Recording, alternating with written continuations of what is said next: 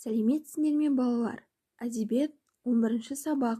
Бүгінгі сабақта біз ерлігі еліне арналған тақырыбында шағын эссе жазатын боламыз.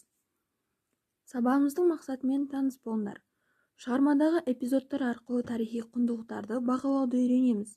Және де кейіпкерлерді шынайы өмірмен салыстырып бағалайтын боламыз. Ендеше балалар, бүгінгі сабақта біз эссе жазу басты негізіміз болғандықтан, мен сендерге эссе түрлерімен таныстырайын. Яғни, жай эссе мен әдебиеттегі эссенің айырмашылығы неде? Эссе деген көркем әдебиеттің тұрақталған түрі, өзінше толғап, әдеттегі дағдыдан, әдеттен, көне соқпақтардан бөлек, тың болжамдар мен түйінділерге құрылған жанр.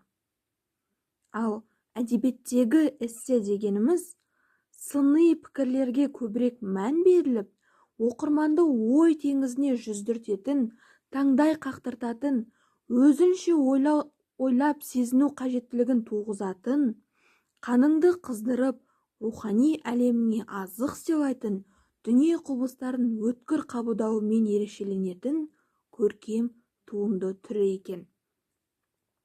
Балалар, эссе құрылымы 3 бөлімнен тұрады.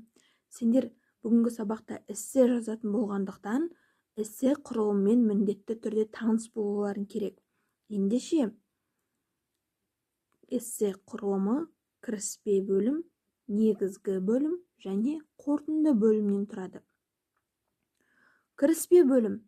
Кіріспе бөлім бойынша сендер ең алдымен, яғни эссенің бас жағында тақырыпты түсінгенің жайлы сөйлем жазуын керексің.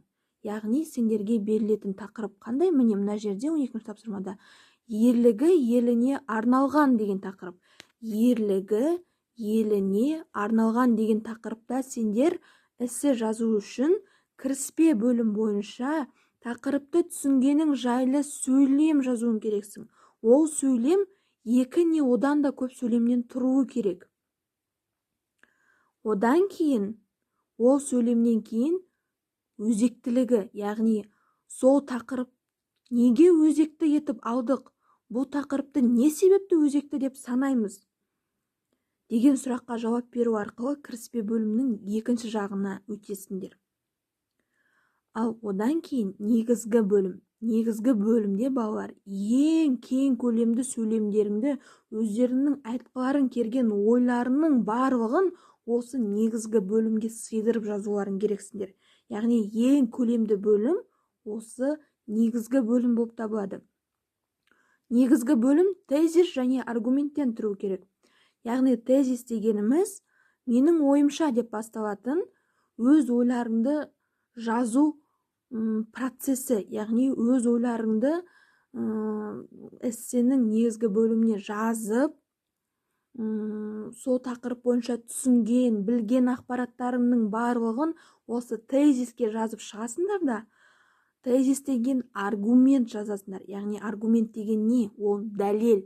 Яғни өз ойыңды дәлелдейтін шығармадан үзінді жазасың. Яғни сендер Қобыланды батыр туралы мысалы эссе жазатын болсаңдар, мына жерде ерлігі еліне арналған деген тақырып қойып, Қобыланды батыр туралы жазатын болсаңдар, яғни сол жырдан белгілі бір үзінділерді ала отырып, міне менің мына үзінділерім менің осы ойыма дәлел деген сөздер арқылы аргумент келтірулерің керек болып табылады. Меніңше сендерге түсінікті болды деп ойлаймын. Ал қорытынды бөлім бойынша сендер анализ және ұсыныс тастайсыңдар. Анализ дегеніміз бүкіл шығарма бойынша түсінген ойларыңды, өздеріңнің осы эссені жазу барысындағы негізгі қорытынды ойды айтатын бөлім осы қорытындыда. Яғни анализ. Сендер осы эссенің негізгі идеясы, осы эссе арқылы сендер не айтқыларың келді? Қорыта айтар болсам деп үтір қойып, қорыта айтар болсам деп тұрып, өздерінің қорытынды ойларыңды жазуларын керек болады. Ал ұсыныс деген, яғни қорытынды сөйлемнен кейін келетін, міндетті түрде ұсыныс тастауларын керек. Мысалы, біз оқып жатқан Қобыланды батыр жырын, осы тақырып негізінде біз қазір эссе жазайын деп жатырмыз. Мысалы, осы Қобыланды батыр жырын тек қана 5-ші сынып оқушылары ғана емес, сонымен қоса бүкіл қазақ балалары жатқа біліп, оны жаттарында сақтап, оқып жүрсе екен деген сияқты ұсыныс тастауларын керек.